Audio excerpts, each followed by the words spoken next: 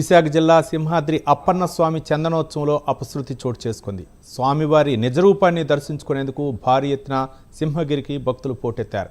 ఈ క్రమంలో 300 రూపాయల టికెట్ కౌంటర్ దగ్గర గాలివానకు గోడ కూలిపోయింది. ఈ ఘటనలో 7 భక్తులు మరణించగా పలువురికి గాయాలయ్యాయి. సంఘటనా ప్రదేశానికి చేరుకున్న రెస్క్యూ సిబ్బంది సహాయక చర్యలు చేపట్టారు. ప్రమాద స్థలంలో తాజా పరిస్థితిపై మా ప్రతినిధి చందు మరిన్ని వివరాలు అందిస్తారు.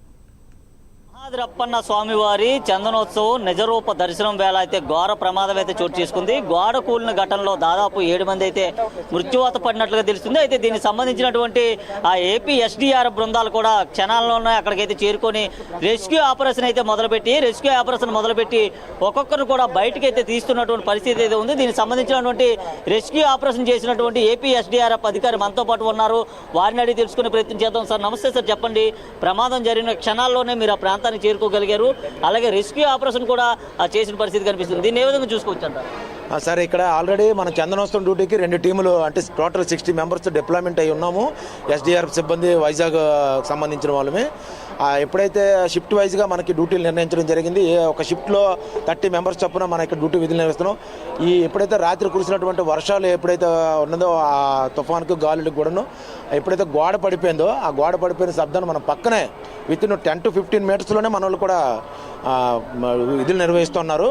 ఆ 15 మినిట్స్ ఎప్పుడైతే ఈ గోడ పడిపోయిందో శబ్దం వచ్చింది. ఆ శబ్దానికి తర్వాత చుట్టుపక్కల ఉన్న పబ్లిక్ అరుపులు కూడా ఏం జరిగిందని తెలుసుకునే లోపల ఇలా గోడ పడిపోయింది అనగానే అక్కడ విధులు నిర్వహిస్తున్నటువంటి 30 మెంబర్స్ కూడా ఇమీడియట్గా రావడం జరిగింది. అక్కడ క్షుణ్ణంగా పరిపాలించి ఏ విధంగా గోడ పడిపోయింది, వాటర్ వర్షం వల్ల పడిపోయిందని నిర్ణయించుకున్న తర్వాత 2 గంటల పాటు మన ఎస్డీఆర్ఎఫ్ చెంది మన దగ్గర ఉన్నటువంటి ఎక్విప్మెంట్ అంతా ఉపయోగించి తీవ్రంగా శ్రమించి వాళ్ళందరూ 7 మందిని బయటకు తీయడం జరిగింది. ఆ 7 మంది కూడా అందులో 4 మగవాళ్ళు ఉన్నారు, 3 ఆడవాళ్ళు ఉన్నారు. వాళ్ళందరూ కూడాను క్యాజువాలిటీ అయినారు.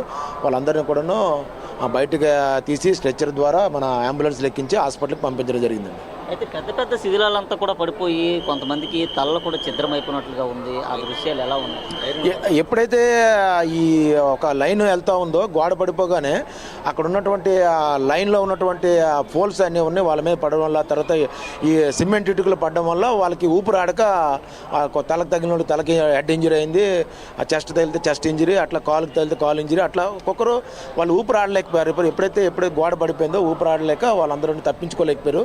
ఆ తప్పించుకున్న వాళ్ళందరూ కొంతమంది తప్పించుకున్న వాళ్ళందరూ బయటకు తప్పించి వెళ్ళిపోయారు. ఆ మిగిలిన 7 మంది కూడా తప్పించుకోలేక క్యాజువాలిటీ అయినారు వాళ్ళు.